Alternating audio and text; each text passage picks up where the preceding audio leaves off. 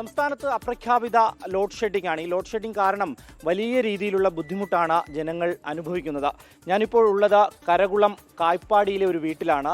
രാത്രി 11 മണിയിൽ അധികമായി 11:20 കഴിഞ്ഞിരിക്കുന്നു എന്നുള്ളതാണ് ഏറ്റവും പ്രധാനപ്പെട്ട ഒരു കാര്യം. വീട്ടിനകത്ത് കിടന്നുറങ്ങേണ്ടുന്ന ജനങ്ങളെല്ലാവരും ഇപ്പോൾ വീടിന് പുറത്ത് എന്നുള്ളതാണ് ഏറ്റവും പ്രധാനപ്പെട്ട ഒരു കാര്യം. അന്തരീക്ഷത്ത് ചൂട് കൂടുതലാണ്. അതുകൊണ്ട് തന്നെ ഈ വൈദ്യുതി തടസ്സം ഉണ്ടാകുമ്പോൾ വീട്ടിനകത്തിരിക്കാൻ വേണ്ടി കഴിയില്ല എന്നുള്ളത് സത്യമായിട്ടുള്ള ഒരു കാര്യമാണ്. ഒരു മോനുണ്ട്, 2ാം ക്ലാസ്സിലാണല്ലേ. ഇനി കറണ്ട് പോകുമോ?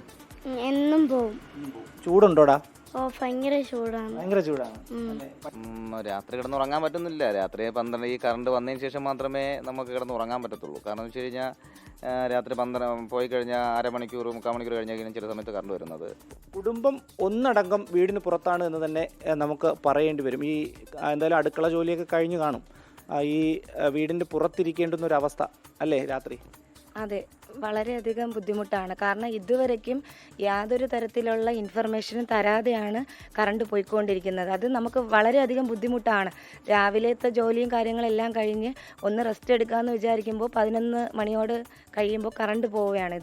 ഈ പ്രദേശത്ത് എന്നും 11 മണിക്കാണ്. ഏകദേശം 11 മണിയാണോ? ഏകദേശം 11 മണി കഴിയുമ്പോഴാണ് കറണ്ട് പോകുന്നത്. അപ്പം നല്ലൊരു ഉറക്കം കിട്ടുന്ന ടൈമാണ് കറണ്ട് പോയിക്കൊണ്ടിരിക്കുന്നത്.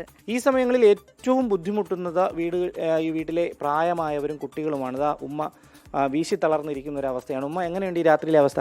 ഉറങ്ങാൻ വയ്യ, കറണ്ട് പോയാൽ ഉറക്കം. ഷുഗർ ഉള്ളവളാണ് ഞാൻ. ഷുഗറുണ്ട് എനിക്ക്. ഗുളിക മരുന്ന് കഴിച്ചിട്ട് കറണ്ട് ഇല്ലെങ്കിൽ ഉറങ്ങാൻ പറ്റൂല. എന്തായാലും ഒരു ദുരിതം എന്ന് തന്നെ നമുക്ക് പറയേണ്ടി വരും. കാരണം അത്രയധികം ബുദ്ധിമുട്ടുന്നുണ്ട് ഓരോ വീട്ടിലുള്ളവരും. കാരണം ഇവർ പറയുന്ന ഏറ്റവും പ്രധാനപ്പെട്ട ഒരു കാര്യം ഞാൻ ആദ്യം തുടങ്ങിയപ്പോൾ പറഞ്ഞതാണ്. ഒരു മുന്നറിയിപ്പ് KCB നൽകാതെ ഇത്തരത്തിലുള്ളൊരു വൈദ്യുതി തടസ്സം ഉണ്ടാക്കരുത് എന്ന് തന്നെയാണ് ഓരോരുത്തരും പറഞ്ഞു വെക്കുന്നത്.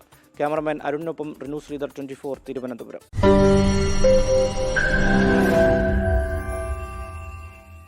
ലോകത്തെവിടെയായാലും ഏത് സമയത്തും 24 വാർത്തകളും ഓഗ്മെന്റഡ് റിയാലിറ്റി പാക്കേജുകളും എക്സ്പ്ലെയിനറുകളും വിശദമായി കാണാൻ ഞങ്ങളുടെ യൂട്യൂബ് ചാനൽ നിങ്ങൾക്ക് സബ്സ്ക്രൈബ് ചെയ്യാം.